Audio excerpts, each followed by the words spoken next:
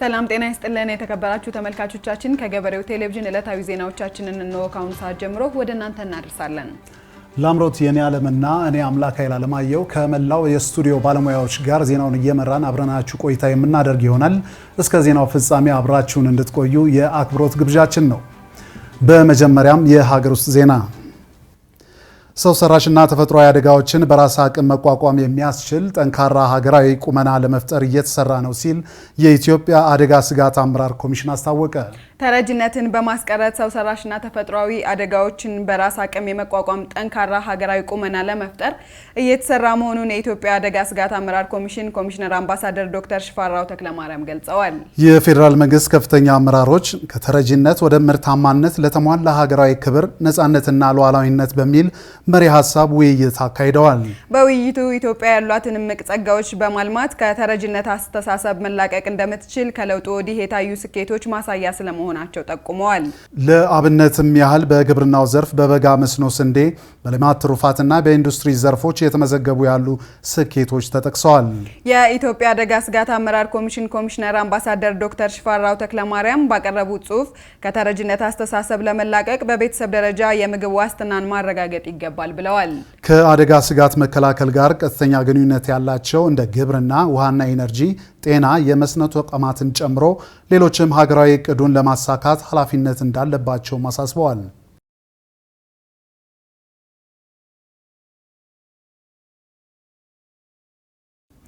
በ2017 በጀት ዓመት ሀገራዊ ጥቅል ኢኮኖሚው የ8.3 በመቶ እድገት እንዲያስመዘግብ መታቀዱን የፕላንና ልማት ሚኒስትር ዶክተር ፍጹም አሰፋ ገለጹ። መንግስት የ2016 በጀት ዓመት የመጨረሻ የ100 ቀናት አፈጻጸምና የ2017 እቅድን መገምገሙ ይታወቃል። የፕላንና ልማት ሚኒስትር ዶክተር ፍጹም አስፋው ዋቢ አድርጎ ኢዜአ እንደዘገበው በበጀት ዓመቱ ባለፉት 10 ወራት በዋና ዋና የማክሮ ኢኮኖሚ ዘርፎች የተመዘገቡ ውጤቶች በዓመቱ የ7.9 በመቶ የኢኮኖሚ እድገት እንዲመዘገብ አመላካች ናቸው። በግብርና፣ በአምራች ኢንዱስትሪ፣ በማዕድንና በሌሎችም ዘርፎች የታየው አፈጻጸም የተቀመጠውን የኢኮኖሚ እድገትን ማድረግ የሚያስችሉ መሆናቸውም ተጠቁሟል። በግብርናው ዘርፍ በመኸር ወቅት ከባለፈው በጀት ዓመት ተመሳሳይ ወቅት ጋር ሲነጻጸር 100 ሚሊዮን ኩንታል ብልጫ ያለው ምርት መሰብሰቡን ተናግረዋል። ከበጋ መስኖ ስንዴ ብቻ 117 ሚሊዮን ኩንታል ለመሰብሰብ ታቅዶ እስከ ግንቦት መጨረሻ ድረስ ብቻ 106 ሚሊዮን ኩንታል ምርት መሰብሰቡን አስረድተዋል።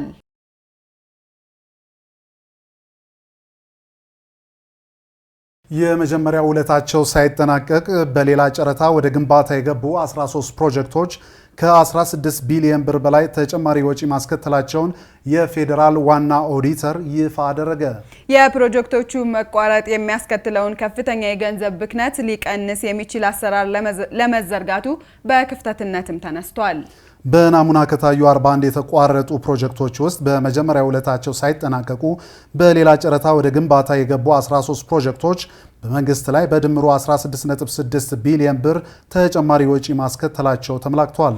የፕሮጀክቶቹ መቋረጥ በመንግስት ሀብት ላይ እየፈጠረ ያለውን ከፍተኛ የገንዘብ ብክነት ሊቀንስ የሚችል ስራ አስቀድሞ እየተሰራ ባለመሆኑ የተፈጠረ ችግር መሆኑን ዋና ኤዲተር ወይዘሮ መሰረት ዳምጤ ገልጸዋል። የዋና ኦዲተር መስሪያ ቤት ለሕዝብ ተወካዮች ምክር ቤት ባቀረበው የ2015 ዓ.ም የፌዴራል መንግስት መስሪያ ቤቶች የፋይናንስና ህጋዊነት ኦዲትና የክዋኔ ኦዲት ሪፖርት ላይ የምክር ቤት አባላት በፕሮጀክቶች መቋረጥ የሚደርሰውን የገንዘብ ብክነት የሚቀንስ አሰራር እንዲዘረጋ እንዲሁም ግልጽነትና ተጠያቂነት እንዲሰፍን ጠይቀዋል።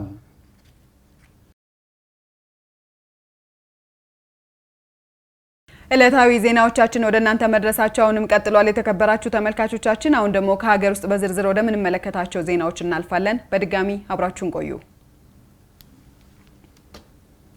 የንባብ ባህል በተለያዩ ምክንያቶች ከነበረበት ደረጃ ማሽቆልቆሉ እየተገለጸ ይገኛል። ለዚህም ደግሞ እንደ ትልቅ ምክንያት የሚጠቀሰው የመጽሐፍት ዋጋ ጭማሪና የስማርት ስልኮች መበራከት የትውልዱን የንባብ ባህል እየቀነሰው እንደሆነም ይነገራል። ተጨማሪ አለን። ንባብ በግለሰብም ሆነ በማህበረሰብ ህይወት ውስጥ ትልቅ ቦታ የሚሰጠው መሰረታዊ የአእምሮ ምግብ ነው ይሉታል። የሰው ልጅ ስብዕና የሚቀረጽበት የማንነቱና የምንነቱ መገለጫ የሆኑት ባህላዊና ታሪካዊ ስነጥበባዊ ቅርሶቹና እሴቶች እንዳይጠፉ ለቀጣይ ትውልድ ተጠብቆ የሚተላለፍበት አይነተኛ መሳሪያ ነው ንባብ። ለዚህም የዳበረ የንባብ ልምድ ሲኖር ቋንቋን በአግባቡ የመጠቀም ብቃታችንን ከማሳደግም በላይ ሂሳዊ አስተሳሰብና ሚዛናዊ የሆነ አመለካከት እንዲኖረን ያስችለናል። መጽሐፍ ማንበብ በጣም ሰውን ያሳድጋል፣ ሙሉ ሰው ያደርጋል። እኔ በአብዛኛው የታሪክ መጽሐፍ በጣም እወዳለሁ። አሁን ለምሳሌ አሁን የያዝኩት መጽሐፍ የብሪጌደር ጀነራል ጽጌ ድጉ መጽሐፍ ነው። ትልቅ ባለ ታሪክ ናቸው በኢትዮጵያ ታሪክ ውስጥ። አይ ቲንክ አብዛኛው ሰው የሚያውቀው ይመስለኛል። የዚህ አይነት መጽሐፎች ማነባው ታሪክ በጣም ደስ ይለኛል። ከኢንተርፕረነር ጋር የተገናኘ መጽሐፎች ደስ ይለኛል። በተለይ ለአሁኑ ትውልድ ታሪኩን ቢያውቅ በጣም ይጠቅመዋል። ምክንያቱም ታሪካችን በደንብ ስለማናውቅ ነው የምንባላው ብዬ ነው እኔ ፐርሰናል ነው። እና መጽሐፍ በጣም በጣም ይጠቅማል፣ ሰውን ያሳድጋል፣ ሙሉ ሰው ያደርጋል ብዬ አስባለሁ። መጽሐፍ በቃ ለህብረተሰቡን እንደመቅረጽ ማለት ነው። ሰውን ወደ ተሻለ ነገር ማሻገር፣ ጥሩ ነገር እንዲያወጣ አንባቢ ማድረግ እንደማለት ነው። ከሌላው ነገር የሚለየው ይሄ ነው። ህብረተሰቡ አንብቦ ነው ዶክተር የሚሆነው፣ አንብቦ ነው ፕሮፌሰር የሚሆነው፣ የተለያየ ነገር የሚሆነው ከዚህ ተነስቶ ነው ከማንበብ። ሌላው ያው እንደዛ ስለሆነ ነው ይሄው ነው ያለው። ሲያነብ የእውቀት አድማሱ እየሰፋ አመለካከቱ ጥልቅ እየሆነ የሚመጣበት አጋጣሚ ይኖራል። ስለዚህ ሰው ልጅ አቅሙ በፈቀደ መልኩ ማንበብ ይኖርበታል። ንባብን የመሰለ ነገር የለም። እውነቴን ነው የምልሽ። ማለት እኔ እና አንቺ አሁን ያደረግነው እንትን በካሜራ ስለተቀረጸና በድምጽ ተቀርጾ ስለሚቀመጥ ነው እንጂ ሁለት ሰዎች ዊዛውት ካሜራ ከካሜራ ውጪ ንግግር ቢያደርጉ ነገ ተመልሰው ያን ንግግር ሊያደግሙት ይችላሉ። መጽሐፍ ግን የያዘውን ይዞ ነው ቁጭ የሚለው። ከትውልድ ትውልድ የሚተላለፍ ነገር ነው ማለት ነው። እኔ ጓደኛ የለኝም እውነት ለመናገር ጓደኛዬ መጽሐፍ ነው ከድሮ ጀምሮ ከልጅነቴ ጀምሮ ማለት ነው። ሶ መጽሐፍ ማንበብን የመሰለ ነገር የለም። ለሰዎች አንብቡ ነው የምለው። አንብቡ ነው የምለው። የሰዎችን ባህሪ ታውቂበታለሽ፣ ስለ አካባቢ እንትን ታውቂበታለሽ። ቅድም እንዳልኩሽ ነው የራሻን መጽሐፍ ወዳለው ያልኩበት ምክንያት የእንትን አትሞስፌር አገላለጻቸው አንብበሽ ከሆነ ያጻጻፍ ስልታቸው ይሄ በረዷማ ነው፣ እንደዚህ ነው፣ ዝናባማ ነው ምናምን የሚሉት ነገር ደስ ይለኛል። ሶ በመጽሐፍ ይሄ ነው የሚባል እንትን የለውም። የምታገኘው ጥቅም ከፍተኛ ነው ልልሽ ፈልጌ። ንባብ በርካታ ጠቀሜታዎች ቢኖሩትም ከዕለት ወደ ዕለት እየተቀዛቀዘ እንደመጣም ይነገራል። የንባብ ልምድ ለመቀዛቀዙ የተለያዩ መነሻ ምክንያቶች ተጠቅሰዋል። የህትመት ቤቶች የወረቀት መጨመርና ሰዎች ለማህበራዊ ትስስር ገጾች ትኩረት ማድረጋቸው የንባብ ባህል እንዲቀዛቀዝ አድርጎታል ይላሉ አንባቢያንና መጽሐፍ ሻጮች። ዋጋው ነው። እኔ ዋጋው ነው የመጽሐፍ ዋጋ እንዳልኩሽ ነው። የዛሬ 2 ዓመት ስጀምር በጣም እንትን ነበር፣ ቆንጆ ነበር ዋጋው ገብቶሻል። አሁን አንድ መጽሐፍ 450 ብር 500 ብር ነው የሚሸጠው የጀርባው እንትን ራሱ ማለት ነው። ግን ያ ሰውን እንዳያነብ እንትን ብሎታል። እኔ ዋጋው ነው የምለው ሌላ አይደለም። እንደዛም ሆኖ ግን የሰው የማንበብ ልምድም መዳበር አለበት ብዬ ነው የማስበው። በየቦታው የመጽሐፍ ክበብ ምናምን እንትኖች ቢዘጋጁ፣ መጽሐፍት ቤቶች ትንንሽ መጽሐፍት ቤቶች ቢዘጋጁ ጥሩ ነው ብዬ አስባለሁ። እኔ አሁን ለማከራየትም ፍላጎት ነበረኝ፣ ግን ሞክሬውም ነበር። እስቲ ለአንድ 2-3 ሰዎች ይወስዳሉ አንብበው ጨርሰው እናም ሲመጡ የሆነች ብር እንትን ያንንም አድቫንቴጅ ለመፍጠር ፈልጌ ነበር። የት ነው የተሻለው ግን ላንተ? ለኔ ሽያጩ ነው የሚሻለው። ምክንያቱም ቶሎ እንትን ገንዘቡን አመጣና ሌላ እቃ አመጣበታለሁ ማለት ነው። ያ ግን 15 ብር በቀን አስቤ እንኳን እንትን ብል 3 ቀን ምናምን እንትን ብል ለኔ ምንም ብዙ እንትን የለም፣ ግን ለሚያነብ ሰው ጥሩ አድቫንቴጅ ነው የሚል ሀሳብ አለኝ። ጉዳይ ትንሽ አስቸጋሪ ሆኗል ማለት መጽሐፍ ወረቀት ስለጨመረ መሰለኝ ዋጋቸውን በጣም ጨምሯል እና ህብረተሰቡ ከንባብ እየራቀ ነው ማለት ይቻላል። በጣም ጨመረ፣ ዋጋ ጨምሯል። አሁን 500 ብር 600 ብር ስትመጣ ትንሽ ይደነግጣል ሰው፣ ህብረተሰቡ እየደነገጠ ነው። ግን መጽሐፍ ላይ ትንሽ የሆነ ነገር ቢደረግ ወይ ደግሞ የሆነ በቃ ወረቀት በዝቅተኛ ዋጋ መጥቶ እየታተመ ለህብረተሰቡ ከመጽሐፍ እንዳይርቅ ህብረተሰቡ አንባቢ እንዲሆን ትንሽ መንግስት ወይ ድጎማ ቢያደርግበት እንደዛ። አሁን ተወዷል። ከድሮ ሲታይ እኔ ወጣት በነበርኩበት ጊዜ ከነበረው ሲታይ በጣም ተወዷል። የዳበረ የንባብ ልምድ የሌሎችን ሀሳብና ስሜት በቀላሉ ለመረዳትና ከማንኛውም አቅጣጫ ከሚሰነዝሩ አዎንታዊም ሆነ አሉታዊ አስተያየቶች ምክንያታዊነትንና በሳል ቁጥብና ገላጭ በሆኑ ቃላት ሀሳብን የመግለጽ ብቃትና ክህሎት እንዲኖረን ያስችላል። ለዚህም ነው በክረምት ወራት ተማሪዎችን ጨምሮ በርካታ ሰዎች ከመጽሐፍት ጋር ጥሩ ቁርኝት በመፍጠር የንባብ ባህልን ሲያሳድጉ የሚስተዋለው። አሁን ትውልዱ በተለያዩ ምክንያቶች ከንባብ ርቋል የሚሉት አስተያየት ሰጪዎቹ ይህ ደግሞ በማህበረሰብና በሀገር ላይ የሚያደርሰው ተጽዕኖ ከፍተኛ እንደሆነ ያነሳሉ። በጣም ትኩረትን የሚወስድ ነገር ሆኖ አግኝቻለሁ። ነገር ግን ማንበብን የሚተካ ነገር የለውም አይደለ? ስለዚህ ማንበብ እውቀትን ይጨምራል።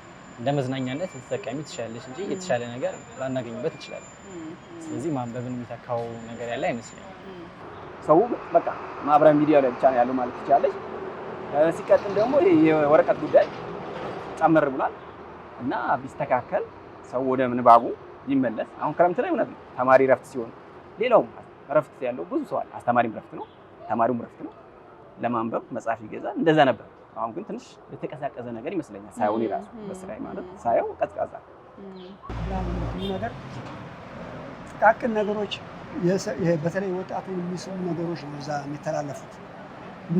ብዙ ወይት የሌላቸው በጣም ታሪካዊ ያሉ ሰው ሊገነቡ የማይችሉ ብዙ ነገሮች አሉ። ግን ስታያቸው ለጊዜው የሚያስደስቱ አይነት ነገሮች ናቸው የሚተላለፉትና ወጣቱ ትውልድ በጣም ወደዛ በመሳቡ የመጽሐፍ ማንበብ ባህላችን ቀንሷል ብዬ በደንብ የእነዚህ ጉዳዮች መባባስ በመጽሐፍ ሽያጭ ቤተሰብን መምራትና ማስተዳደር ከባድ እየሆነ መምጣቱን በሙያው ላይ ያሉ አካላትም እንደ አንድ ችግር ያነሳሉ። በጣም አስቸጋሪ ነው። እኔ እንደ እውነቱ ከሆነ ትንሽ ከበድ ብሎኛል። አሁን እኔ ራሱ በጣም ማለት በቃ ምንም እንትን ስለማትይኝ ከባድ ነው። አሁን መጽሐፍ ዳውንሎድ አድርገው ያነባሉ። ከኛ ጋር መግዛት አይፈልጉም ማለት በቃ በስማርት ስልኮች የፈለጉትን አይነት መጽሐፍ ዳውንሎድ ይደረጋል፣ ይነበባል። ያ ግን ውጤታማ ሊሆን አይችልም። አንደኛ ላይንሽም ጥሩ አይደለም፣ ሁለተኛ ደግሞ ጠራ አድርገሽ ነው የምታነቢው እንጂ እንደዚህ እንደ እንትኑ እንደ ወረቀቱ ገልጠሽ እንደምታነቢው ላይሆን ይችላል። በጣም ላይስብሽም ይችላል። እንደዛ አይነት ነገር ስላለ ከባድ ነው ብዬ ነው የማስበው። ቢታይበት ወይ ደግሞ ህብረተሰቡ ቢመለስ ወደ ንባቡ ቢመለስ ነው የሚሻለው ብዬ አስባለሁ። እንደዚህ ከመጽሐፍ ብዙ ነገር የሚገኝ በተለይ የታሪክ መጽሐፎች እኛ አሁን እኛ ሀገር የገባችበትን ውጥንቅጥ እናውቃለን። ለዚህ ሁሉ መንስኤ የሆነው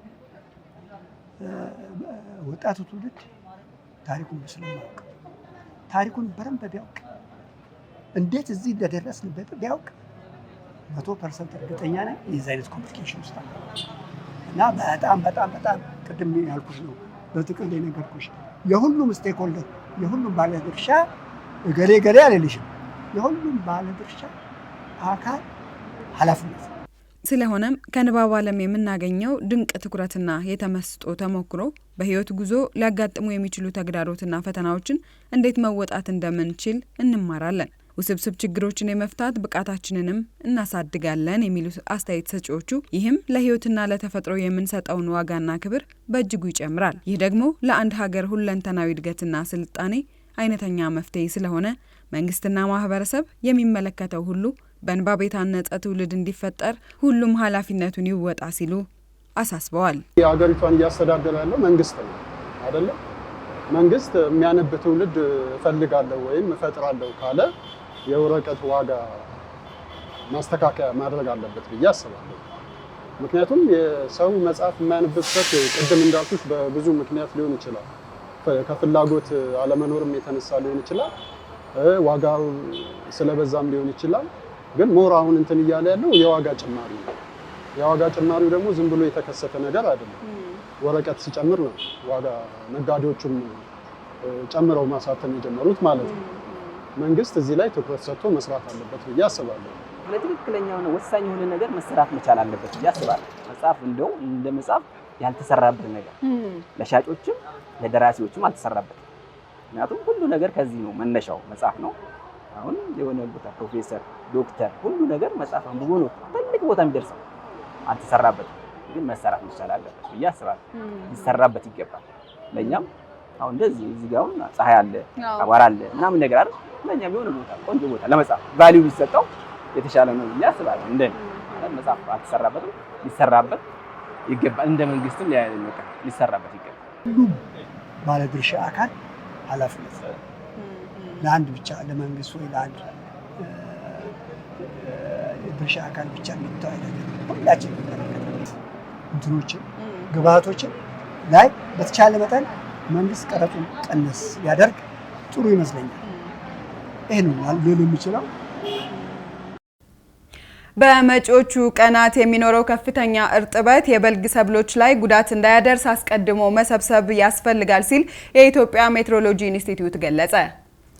በዘንድሮ ዓመት የበልግ አብቃይ አካባቢዎችን በርካታ መሬቶች በሰብሎች መሸፈናቸው ተገልጿል። ኢትዮጵያ 30 በመቶ በላይ ምርቷን በድረ ምርት ምክንያት እንደምታጣ ይነገራል። የመሰረተ ልማት አለመሟላት፣ የግንዛቤ ማነስ፣ የቴክኖሎጂ አቅርቦት አለመኖርና ሌሎች ችግሮች ለምርት ብክነት ተጠቃሽ መንስኤዎች መሆናቸውን የዘርፉ ባለሙያዎች ሲገልጹ ይስተዋላል። የምርት አቀማመጥና የደረሱ ሰብሎችን በወቅቱ አለመሰብሰብ፣ ከፍተኛ የዝናብ መጠን መኖር ብክነት እንዲከሰት የሚያደርጉ ተግባራት ናቸው። በዚሁም የበልግ ሰብሎች ላይ በከፍተኛ እርጥበት ጉዳት እንዳይደርስ አስቀድሞ መሰብሰብ እንደሚያስፈልግም ተገልጿል። በአንዳንድ አካባቢዎች በሚቀጥሉት ቀናት የሚኖረው ከፍተኛ እርጥበት የበልግ ሰብሎች ላይ ጉዳት እንዳያደርስ አስቀድሞ መሰብሰብ ያስፈልጋል ሲል የኢትዮጵያ ሜትሮሎጂ ኢንስቲትዩት አስታውቋል። በቡቃያ ላይ የሚገኙ የመኸር ሰብሎች በጎርፍ እንዳይጠራረጉ የጎርፍ መቀልበሻ ቦዮችን ማዘጋጀት እንደሚያስፈልግ የጠቆመው ኢንስቲትዩቱ በሌላ በኩል በደቡብ ምዕራብ፣ በምዕራብና በመካከለኛው እንዲሁም በሰሜን ምዕራብ የሀገሪቱ አካባቢዎች ከቀላል እስከ ከባድ መጠን ያለው ዝናብ እንደሚኖርም ጠቅሷል። በሚቀጥሉት 10 ቀናት ለክረምት ዝናብ መፈጠር ምቹ ሁኔታን የሚፈጥሩ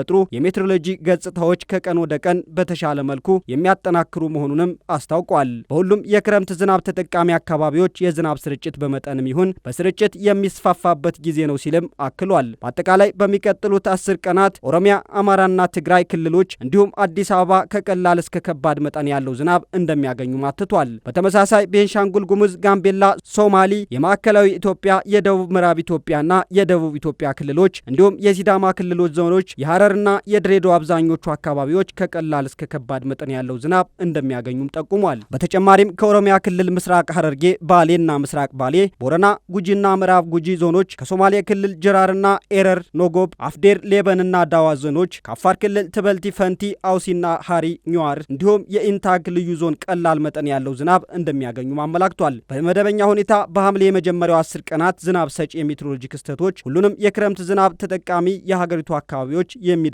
በት ጊዜ ነው። ከዚሁ ጋር በተያያዘም በምዕራብ፣ በደቡብ ምዕራብና በመካከለኛና በሰሜን ምዕራብ የሀገሪቱ ክልሎች ላይ ነጎድጓዳማና ከባድ መጠን ያለው ዝናብ ይዘወትራልም ብሏል። በሚቀጥሉት በሐምሌ የመጀመሪያው 10 ቀናት ዝናብ ሰጪ የሜትሮሎጂ ገጽታዎች የክረምት ዝናብ ተጠቃሚ በሆኑ ሀገሪቱ አካባቢዎች ላይ ይበልጥ እየተጠናከሩ ይመጣሉ ሲልም አስታውቋል። ስለሆነም በሰሜን ምዕራብ፣ በሰሜን ምስራቅ፣ በምዕራብ፣ በደቡብ ምዕራብና በመካከለኛው የሀገሪቱ አካባቢዎች በብዙ ስፍራዎቻቸው ላይ ከቀላል እስከ ከባድ መጠን ያለው ዝናብ እንደሚኖራቸው የትንበያ መረጃዎች እንደሚያመለክቱም ኢንስቲትዩቱ አስታውቋል።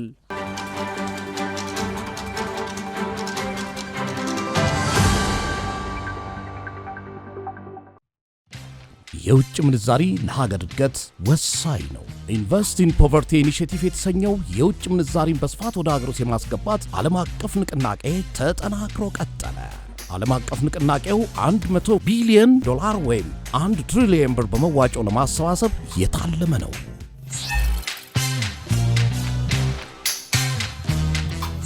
ከቢሊየን ወደ ትሪሊየን የሚደረግ ጉዞ በኢንቨስት ኢን ፖቨርቲ ኢኒሼቲቭ ካምፔን 100+። ከ100 ብር ጀምሮ በመዋጮ አስተዋጽኦ ሲያደርጉ እርስዎና ድርጅቶ ተጠቃሚ ከመሆናችሁ ባሻገር ለወገን በመድረስ የህሊና እርካታ የሚገኝበት ኢንቨስት ኢን ፖቨርቲ ኢኒሼቲቭ ካምፔን 100+። በፐርፐስ ብላክ ግሎባል እና ፐርፐስ ብላክ ኢትዮጵያ ተነሳሽነት ፐርፐስ ብላክ ኬር ፋውንዴሽን እውን ሆኗል።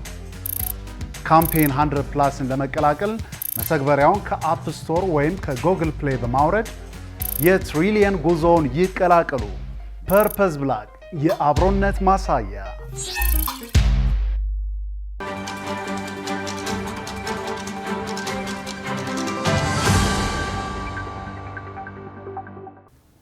ዕለታዊ ዜናዎቻችን ወደ እናንተ መድረሳቸው ቀጥሏል። የተከበራችሁ ተመልካቾቻችን፣ አሁን ደግሞ ከውጭ ምንጮች ወዳገኘናቸው መረጃዎች እናልፋለን። ሳውዲ አረቢያ በዘንድሮ ሀጂ አከባበር በትንሹ 1301 ሰዎች መሞታቸውን ገለጸች። የብዙዎች ያልተመዘገቡ የሀጅ ተጓዦች የሞት መንስኤ በከፍተኛ ሙቀት ውስጥ ረዥም የእግር ጉዞ ማድረጋቸው መሆኑም ተመላክቷል። በሳውዲ ያለው ከፍተኛ ሙቀት 50 ዲግሪ ሴልሺየስ መድረሱም ተጠቁሟል። የሳውዲ የዜና ተቋም ኤስፒኤ ከ3/4 በላይ የሚሆኑት ሟቾች በሳውዲ እንዲገኙ ይፋዊ ፈቃድ ያልነበራቸው ናቸው ያለ ሲሆን በከፍተኛ ሙቀት ውስጥ ያለመጠለያ ለቀጥተኛ የፀሐይ ጨረር የተጋለጡ መሆናቸውን ገልጸዋል። የሳውዲ የጤና ሚኒስቴር ለተጓዦች ስለ ከፍተኛ ሙቀቱ አደገኛነትና እንዴት መከላከል እንዳለባቸው ግንዛቤ ሲፈጥር እንደነበርም ተጠቁሟል። ለግማሽ ሚሊዮን ተጓዦች የሕክምና አገልግሎት መሰጠቱ ሲመላከት 1.4 ሚሊዮን ፍቃድ ሳይኖራቸው ጉዞ ያደረጉ መሆናቸውም ነው የተገለጸው። ሳውዲ አረቢያ የዘንድሮውን ሀጂ ደህንነቱ የተጠበቀ በማድረግና ላልተፈቀደላቸው ጉዞ አድራጊዎች ማቀዝቀዣ ያላቸውን ድንኳኖች በማቅረብ ረገድ ትችት ቀርበውባታል። እንደ ሳውዲ ሚቴዎሮሎጂካል ማዕከል መረጃ በመካ የነበረው ሙቀት 51.8 ዲግሪ ሴልሺየስ መድረሱ ተመላክቷል። ሀገራት በሀጅ ጉዞ የሞቱ ዜጎቻቸውን ቁጥር በመግለጽ ላይ ቢሆንም የሳውዲ መንግስት በግልጽ የሞቱትን ሰዎች ቁጥር አልተገለጸም ሲል ቢቢሲ ዘግቧል።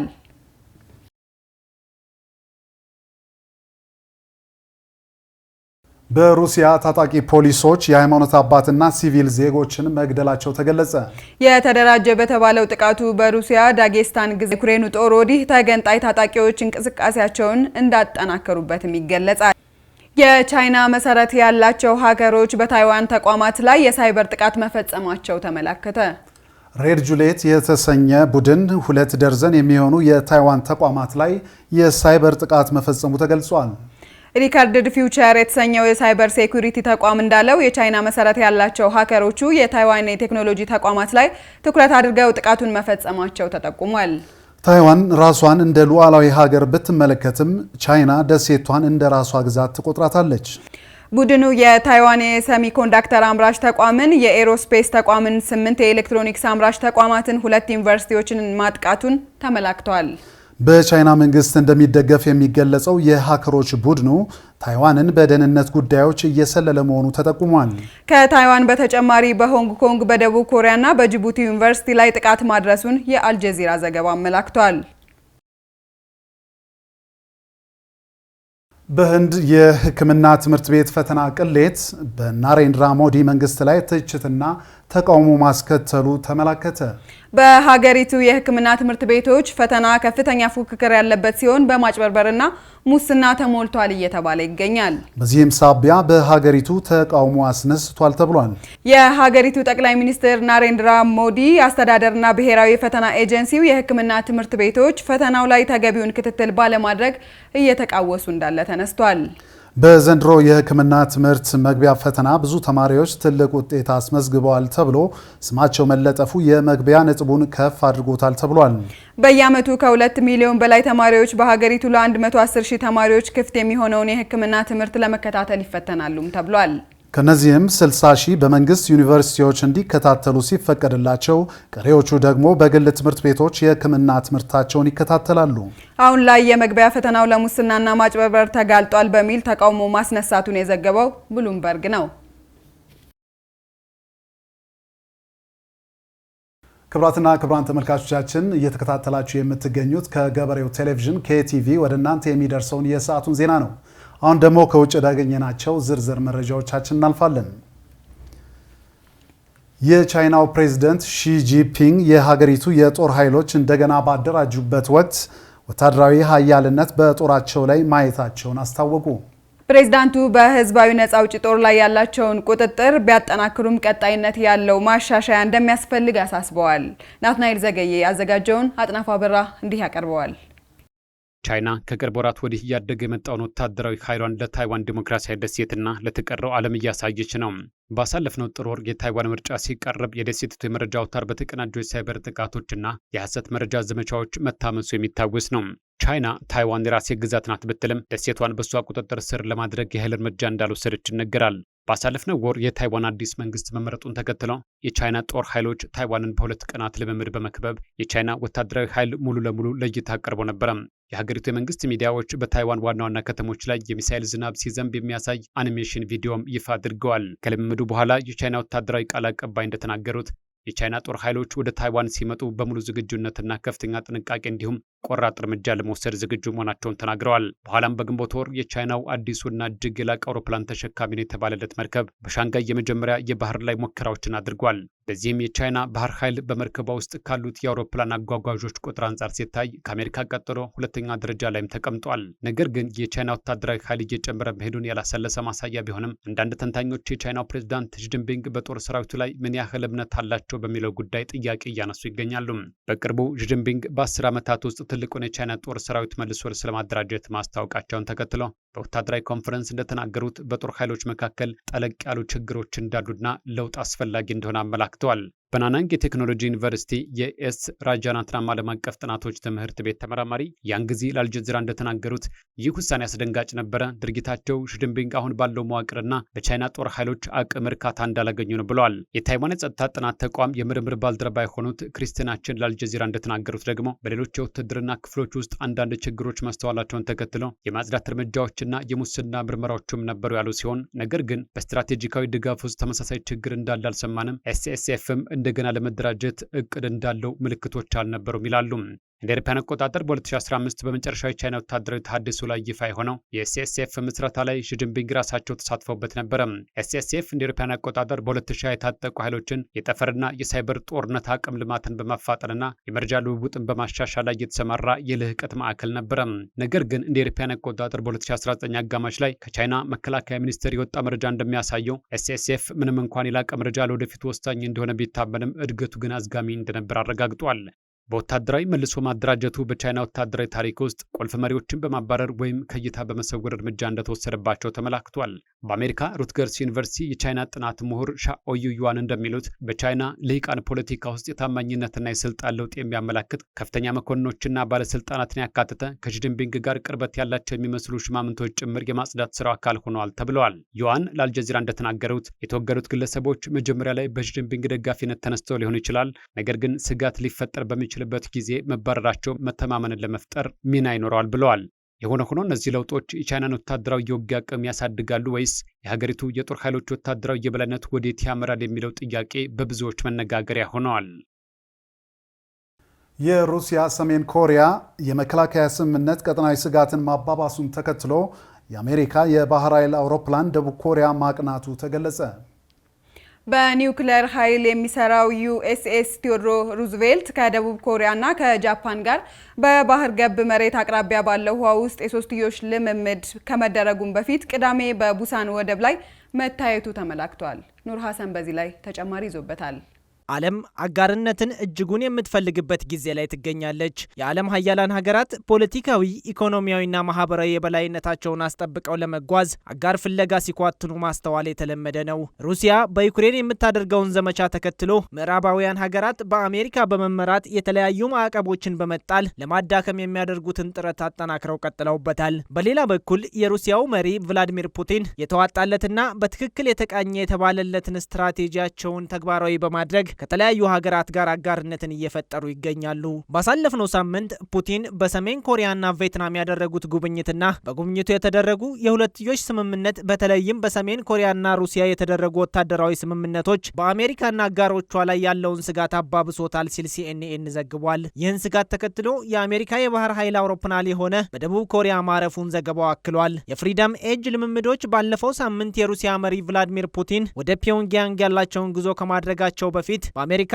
በደቡብ ኮሪያና በጃፓን የመከላከያ አለቆች ባደረጉት ስምምነት መደረጉን የገለጸው ዘገባው ሶስቱ ሀገሮች በዛሬው ዕለት ይፋ ባደረጉት የጋራ መግለጫ በሰሜን ኮሪያና በሩሲያ መካከል በፑቲን ጉዞ ወቅት የተደረገው አዲስ የስትራቴጂካዊ አጋርነት የሚመለከቱበትን ክብደት ያሳያል ተብሏል። ፑቲን ከኪም ጆንግ ኡን ጋር የመከላከያ ስምምነቱን ከመፈራረማቸው በተጨማሪ በኮሪያ ልሳነ ምድር ላይ ያለውን የጸጥታ ሁኔታ ሩሲያ ዩክሬንን ከወረረችበት ጊዜ ጋር በማያያዝ ደቡብ ኮሪያ ለኬቭ ወታደራዊ እርዳታ ከሰጠች ሰሜን ኮሪያን እንደምታስታጥቅ አስፈራርተዋል። ዩኤስ ደቡብ ኮሪያና ጃፓን በሰሜን ኮሪያና ሩሲያ መካከል ያለውን ወታደራዊ ትብብር ሊያጠናክር የሚችለውን ስምምነት በጽኑ እንደሚያወግዙት ያወጡት የጋራው መግለጫ ያትታል። በሞስኮና በፒዮንግያንግ መካከል ያለው ጥልቅ ግንኙነትና የጋራ መከላከያ ስምምነት አስመልክቶ የጋራ መግለጫው በኮሪያ ልሳነ ምድር ላይ ሰላምና መረጋጋትን ለማስጠበቅ ዓለም አቀፉን ያለመስፋፋት አገዛዝን ለማስጠበቅና የዩክሬን ሕዝብ ሲከላከሉ ለመደገፍ ፍላጎት ላለው ማንኛውም ሰው በጣም አሳሳቢ መሆን አለበት ያለ ሲሆን ነጻነታቸውን ከሩሲያ ጭካኔ የተሞላበት ጥቃት እንዳይከላከሉ የሚያደርግ ስምምነት ነው ሲል አክሏል። የጋራ መግለጫው ሶስቱም ሀገሮች በስምምነቱ ላይ ጥልቅ ስጋታቸውን ከገለጹ በኋላ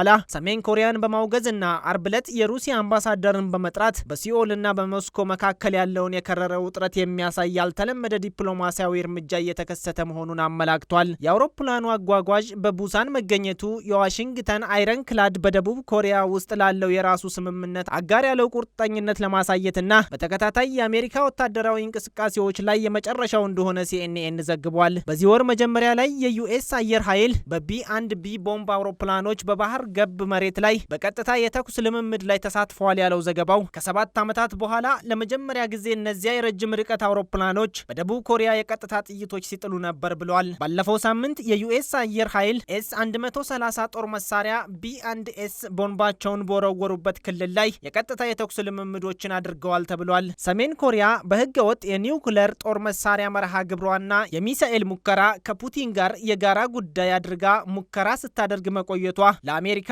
የብስጭትና የቁጣ ምንጭ ሆኖ መቆየቱ ተመላክቷል። በአንድ ወቅት በሰሜን ኮሪያ ላይ የተጣለውን ማዕቀብ የምትደግፈው ሩሲያ በዚህ ዓመት መጀመሪያ ላይ የተባበሩት መንግስታት ድርጅት የቬቶ ስልጣኗን በመጠቀም ፒዮንግያንግን ከተጨማሪ ምርመራ ለመከላከል ስትጠቀም ፑቲን የኪምስን አካሄድ እንደሚደግፉ ያሳዩበት ነበር ተብሏል። ፑቲን ባለፈው ሳምንት በፒዮንግያንግ በሰጡት ቃል በዩኤስ በኩል ወታደራዊ መሰረተ ልማቷን ለማስፋፋት የወጣው የግጭት ፖሊሲ ደቡብ ኮሪያና ጃፓን በሰሜን ኮሪያ ላይ ጥላት በሆኑት ወታደራዊ ልምምዶች ጥንካሬና መጠን ላይ ከፍተኛ መካረርን ፈጥሯል ማለታቸው ዘገባው ይፋ አድርጓል። የአሜሪካ ቴዎዶር ሩዝቬልት የቡሳን ጉብኝት የኒሚቲዝ ክፍል አገልግሎት አቅራቢ በ7 ወራት ውስጥ ደቡብ ኮሪያ ሲጎበኝ ለሁለተኛ ጊዜ መሆኑን ያመለከተው ዘገባው የዩኤስ ካርል ቪንሰን ባለፈው ህዳር በቡሳን ማረፉን አመላክቷል። ሩዝቬልት 5000 የሚያህሉ ሰራተኞች የያዘ የኤፍ-18 ሱፐር ሆርኔት ተዋጊዎች ጨምሮ ከ60 በላይ አውሮፕላኖችን የያዘ የአየር ክንፍ እንደሚይዝ ተገልጿል። የሩዝቬልትና የአጓጓዡ አድማ ቡድን ደጋፊ የጦር መርከቦች መኖሩ የደቡብ ኮሪያና የአሜሪካ ህብረት ከሰሜን ኮሪያ ለሚደርሰው ውስብስብ ስጋት ምላሽ ለመስጠት ያለውን ጠንካራ ጥምር የመከላከያ አቋምና ቆራጥ ፍላጎት ያሳያል ሲል የደቡብ ኮሪያ ጦር መግለጫ አስታውቋል። አሜሪካም ሆነች ደቡብ ኮሪያ የመጪውን የፍሪደም ኤጅ ልምምድ ዝርዝርም ሆነ ትክክለኛ ቀን አልገለጹም ያለው ሲኤንኤን ከሶስቱ ሀገሮች የተውጣጡ ኃይሎችን ያሳተፈ የቅርብ ጊዜ ልምምዶችን ጨምሮ ተቀራርበው ሲሰሩ መቆየታቸውን በዘገባው አስፍሯል። ፔንታጎን እሁድ ዕለት የፍሪደም ኤጅ ልምምድ ጊዜን በተመለከተ ፍንጭ ሰጥቷል የተባለ ሲሆን ሩዝቬልት በሚቀጥለው ሳምንት የኢንዶ ፓሲፊክ ቀጠናን እንደሚለቅና ወደ መካከለኛው ምስራቅ እንደሚያመራ መግለጫ አውጥቷል። አይዘንሃወር በክልሉ ውስጥ የንግድ መርከቦችን በኢራን ከሚደገፈው የቡድን ሚሳኤሎችና ሰው አልባ አውሮፕላኖች ለመጠበቅ በየመን የሁቲ ኢላማዎች ላይ ጥቃቶችን ያካተተ ከ7 ወራት በላይ የፈጀ ዘመቻ ካደረገ በኋላ ቅዳሜ ዕለት ክልሉን ለቋል። ሆኖም የደቡብ ኮሪያ፣ ጃፓን፣ አሜሪካ የጦር ልምምድ በአንድ በኩል በሌላ በኩል የሩሲያ ሰሜን ኮሪያ ጥምረት እንዲሁም የቻይና በቀጠናው ላይ ስትራቴጂካዊ የበላይነት ከሩሲያና መሰል አጋሮቿ ጋር የምታደርገው ፍትጊያ ቀጠናውን ወደ ከፋ አዘቀት ውስጥ እንዳይከተው ተሰግቷል።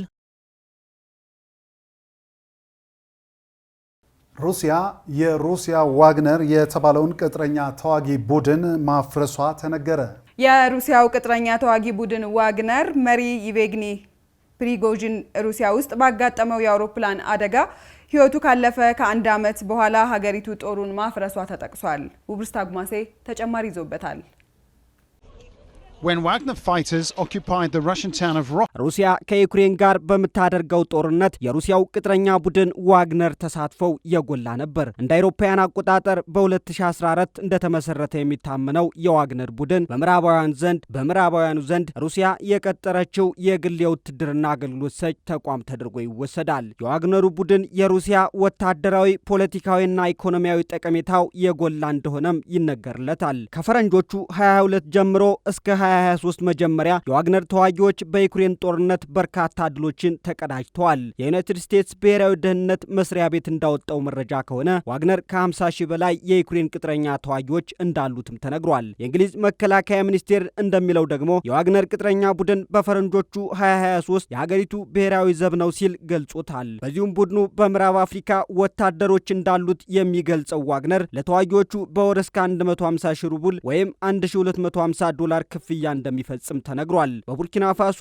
እንዲሁም ኒጀር ወታደሮች እንዳሉት የገለጸው ቡድኑ በርካታ የንግድ መስመሮችንና የጸጥታ ጥበቃ እንደሚያደርግም ተመላክቷል። የዋግነር ወታደራዊ ቡድን አባላት በትጥቅ የታገዘ አመጽ ለማድረግ መንቀሳቀሳቸውን ተከትሎ የሩሲያ ሕግ አስፈጻሚ አካላት የልዩ አገልግሎት ሰጪዎችና የሩሲያ ብሔራዊ ጸረ ሽብር ኮሚቴ ሊከሰት የሚችል የሽብር ጥቃትን ለመመከት በአንድ ላይ የቆሙበትም እንደነበር ተመላክቷል። የሩሲያው መሪ ወደ 2500 ለሚጠጉ የጸጥታ ኃይሎች ብሔራዊ ጥበቃና ወታደራዊ ክፍል አባላትና ህዝቡ የአመጽ ኃይሎችን በመቃወም ስላደረጉት አበርክቶ ሲናገሩ የኛ ውሳኔና ጀግንነት እንዲሁም የመላው ሩሲያ ማህበረሰብ መጠናከር ትልቅ ነበር። እናም እነዚህ መሰናክሎችና ግጭቶችን ለማስወገድ ወሳኝ ሚና ተጫውቷል ሲሉም ተደምጠዋል። የዋግነሩ ቡድን መሪ ፕሪጎዥን የቀድሞው የሩሲያ መከላከያ ሚኒስቴር ሰርጌይ ሾጉን እና በዩክሬን የሩሲያው ጦር መሪ ቫለሪ ግራሲሞቭ ብቃት የላቸውም ሲሉ ሲኮንኑም ከርመዋል። በሩሲያ መከላከያ ሚኒስቴር የቀረበውን የዋግነሩን ቡድን በሚኒስቴሩ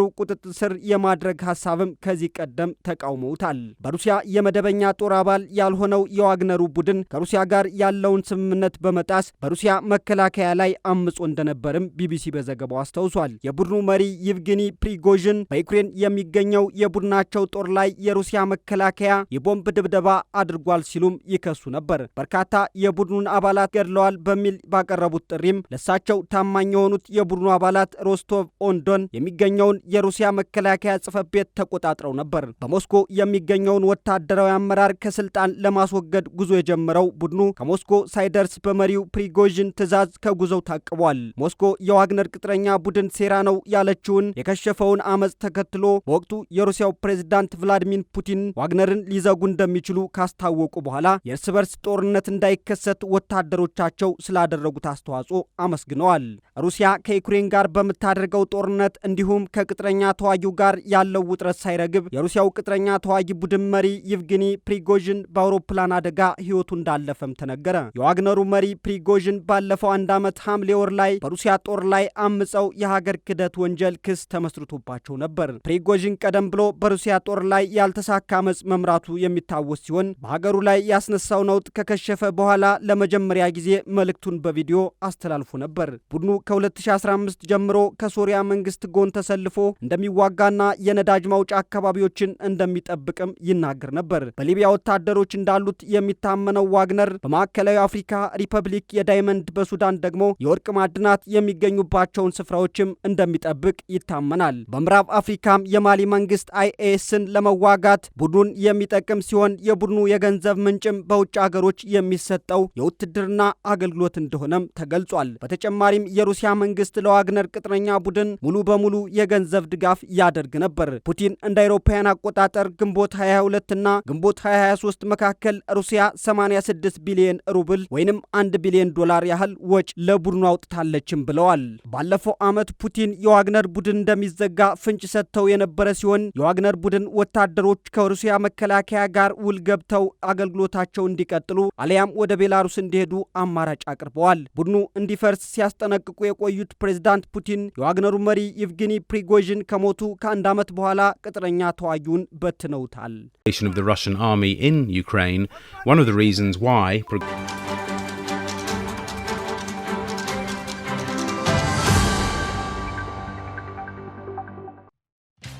የውጭ ምንዛሪ ለሀገር እድገት ወሳኝ ነው። ኢንቨስት ኢን ፖቨርቲ ኢኒሼቲቭ የተሰኘው የውጭ ምንዛሪን በስፋት ወደ ሀገር ውስጥ የማስገባት ዓለም አቀፍ ንቅናቄ ተጠናክሮ ቀጠለ።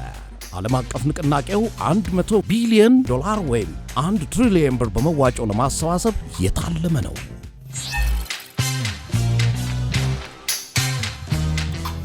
ከቢሊየን ወደ ትሪሊየን የሚደረግ ጉዞ በኢንቨስት ኢን ፖቨርቲ ኢኒሼቲቭ ካምፔን 100+። ከ100 ብር ጀምሮ በመዋጮ አስተዋጽኦ ሲያደርጉ እርስዎና ድርጅቶ ተጠቃሚ ከመሆናችሁ ባሻገር ለወገን በመድረስ የህሊና እርካታ የሚገኝበት ኢንቨስት ኢን ፖቨርቲ ኢኒሼቲቭ ካምፔን 100+። በፐርፐስ ብላክ ግሎባል እና ፐርፐስ ብላክ ኢትዮጵያ ተነሳሽነት ፐርፐስ ብላክ ኬር ፋውንዴሽን እውን ሆኗል። ካምፔን 100+ን ለመቀላቀል መተግበሪያውን ከአፕ ስቶር ወይም ከጉግል ፕሌይ በማውረድ የትሪሊየን ጉዞውን ይቀላቀሉ። ፐርፐስ ብላክ የአብሮነት ማሳያ።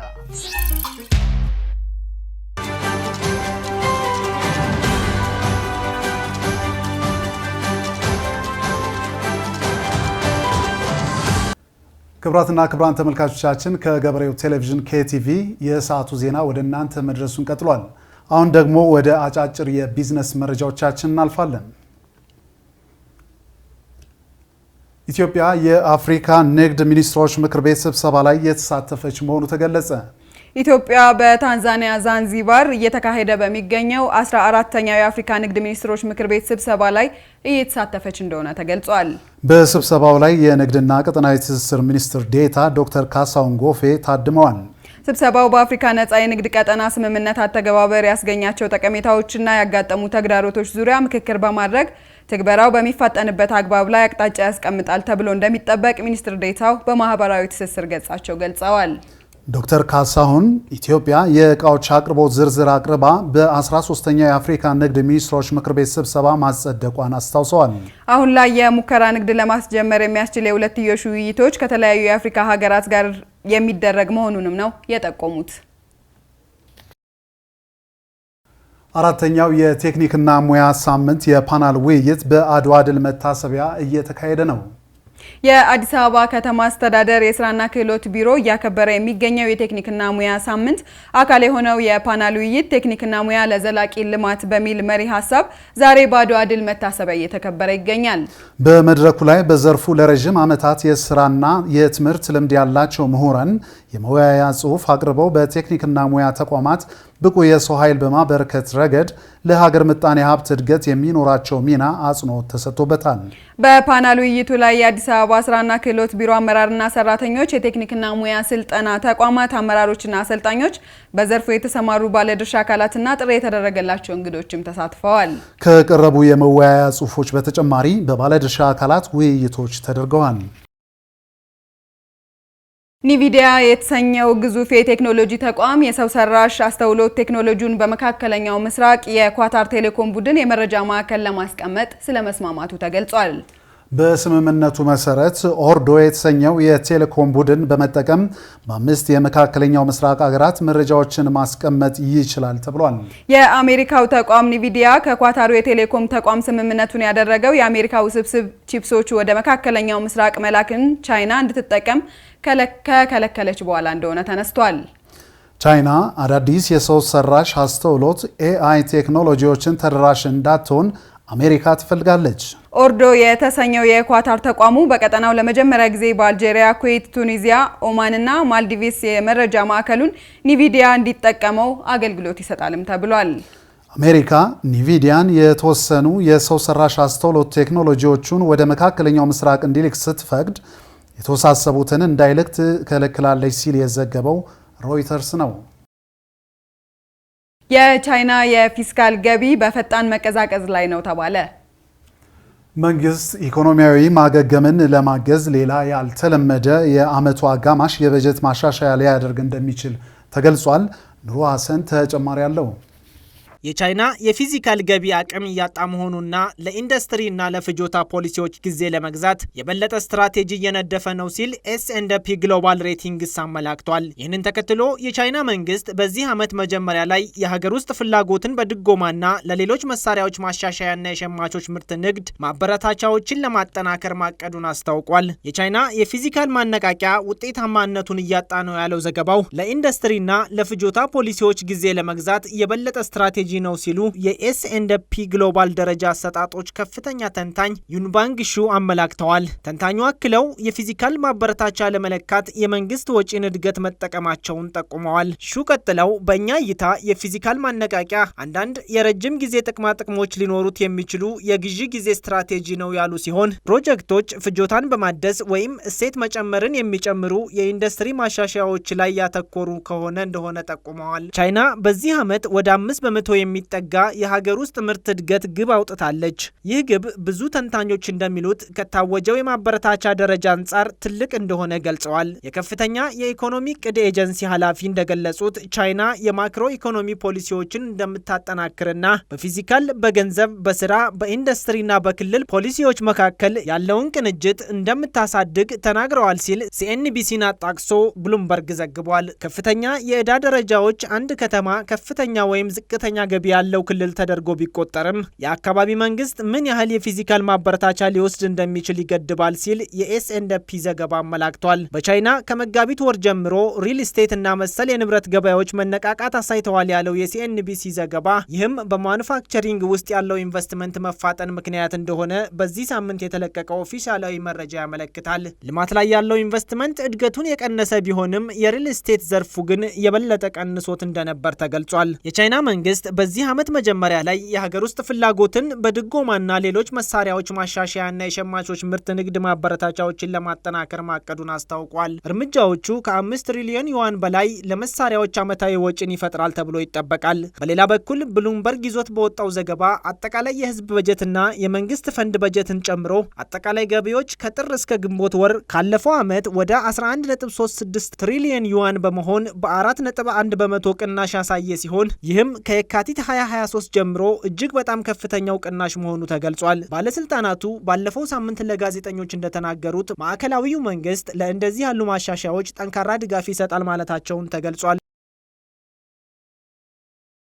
ጄፍሪያስ እንደ አውሮፓውያን አቆጣጠር በ2024 የአሜሪካ ምርጫ ድጋፍ በማድረግና በጣም ተደማጭነትን በማግኘት አንቱታን ያተረፈ ቢሊዮነር ሆኗል ተባለ።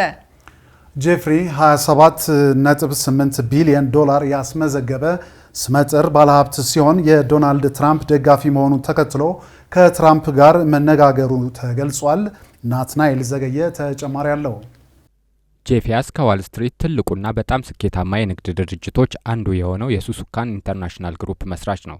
እንደ አውሮፓውያን አቆጣጠር በ1987 ሱሱካን ከጥቂት አጋሮቹ ጋር ከተመሰረተ በኋላ በዓለም አቀፍ ደረጃ 2000 ሰራተኞች በማፍራት በአማራጭ ንግድ ገበያዎች ውስጥ ስመጥር ለመሆን ችሏል። የውሳኔ አሰጣጥ ችሎታን ለማጎልበት የፖከር ውድድርን በመጠቀም ነጋዴዎችን በመመልመል ያሰለጥናል። ነጋዴዎቹም 3 የዓለም ተከታታይ ፖከር አምባሮችን አሸንፈዋል። እንደ ፎርብስ ዘገባ ሱሱካን በዓለም ዙሪያ በመቶዎች በሚቆጠሩ የግል ኩባንያዎች ላይ ኢንቨስት አድርጓል። ከነዛም መካከል ቲክቶክ፣ ባይዳንስን ጨምሮ በርካታ ኩባንያዎች ይገኙበታል። እንደ ብሉምበርግ ዘገባ ከትራምፕ ርዕዮተ ዓለም በላይ ፕራግማቲስት ወይም ተግባራዊ ነው የሚባለው ጄፍሪያስ በቀድሞ ፕሬዝዳንት ላይ ያለውን አመለካከት ሚዛናዊና አጥር አድርጎ ቆይቷል።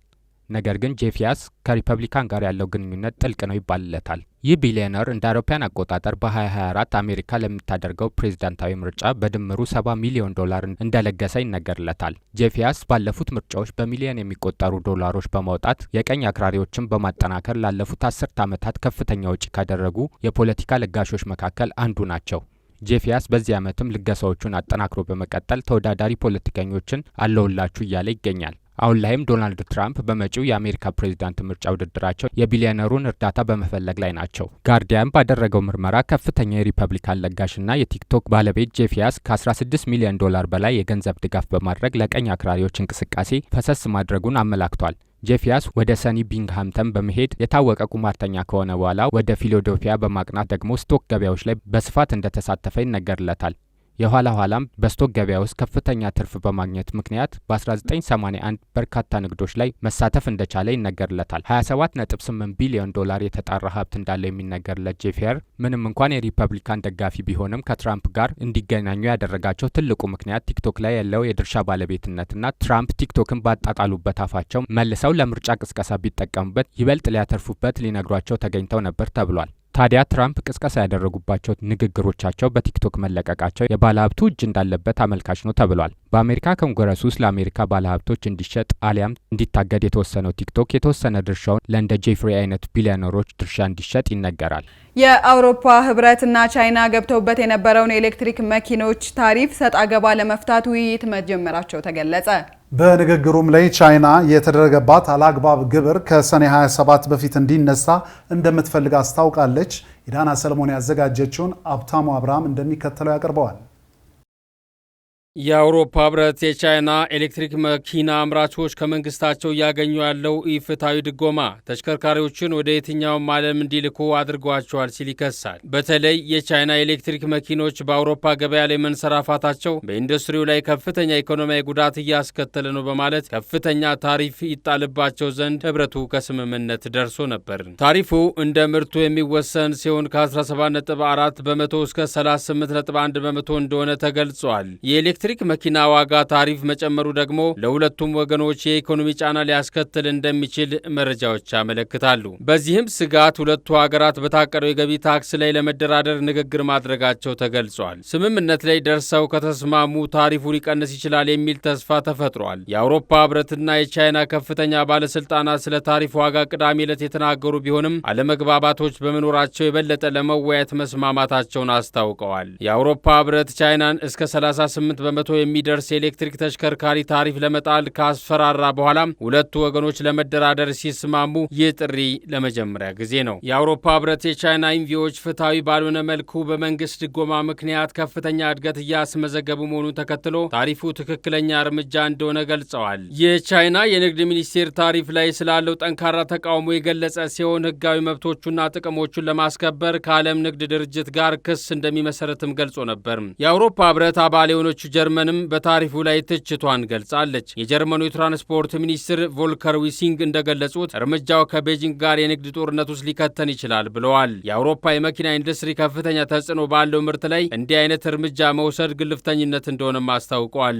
ሚኒስትሩ አክለውም የጀርመን ኩባንያዎችና ምርቶቻቸውን ለከፍተኛ ኪሳራ ሊያጋልጣቸው እንደሚችል አመላክተዋል። በርካታ በዘርፉ የተሰማሩ ነጋዴዎችም እርምጃው እንደሚደግፉ ገልጸዋል። የአውሮፓ ህብረትና ቻይናም የታሪፉ ሁኔታ ላይ ስምምነት ለመፍጠር ንግግር ላይ ነበሩ። ሁለቱም ወገኖች የአውሮፓ ህብረት ኮሚሽነር ቫልዲስ ዶምብሮቭስኪና የቻይና የንግድ ሚኒስትር ዋንግ ዊንታኦ ንግግሮችን ለመጀመር ተስማምተው ነበር። የንግድ ንግግሮችን ለማካሄድ በሁለቱም ወገኖች ስምምነት ከተደረገ በኋላ ቻይና የተጣለባትን አላግባብ ግብር እንዲነሳ እንደምትፈልግ አጽንኦት ሰጥታ ገልጻለች። በቻይና የተመሰረቱ የኤሌክትሪክ መኪናዎች ላይ እስከ 38.1 በመቶ የሚሆነው የአውሮፓ ህብረት ጊዜያዊ ግዴታዎች ሰኔ 27 ይጀምራል። የውይይቱ ጥሩ ውጤት የአውሮፓ ህብረት ሰኔ 27 ታሪፉን ይፋ ከማድረጉና ከመጀመሩ በፊት የታሪፍ ውሳኔውን ይሽራል አይሽርም የሚለው ጉዳይ ከወዲሁ ተጠባቂ ሆኗል። ቻይና በበኩሏ የአውሮፓ ህብረት ታሪፉን እንዲሰርዝ ደጋግማ እየጠየቀች ትገኛለች። ቤጂንግ የታሪፍ ጦርነት ውስጥ ላለመግባት የተቻለውን ሁሉ እንደምታደርግ አስታውቃለች። ሆኖም ከተከሰተ ግን የቻይና ኩባንያዎችን ለመጠበቅ ሁሉንም እርምጃዎች እንደምትወስድ ተናግራለች። የአውሮፓ ህብረት የንግድ ፖሊሲ በቻይና ምርት ላይ ያተኮረበትም ምክንያት የቻይና ኩባንያዎች የሀገር ውስጥ ኢንዱስትሪዎችን እያዳከሙ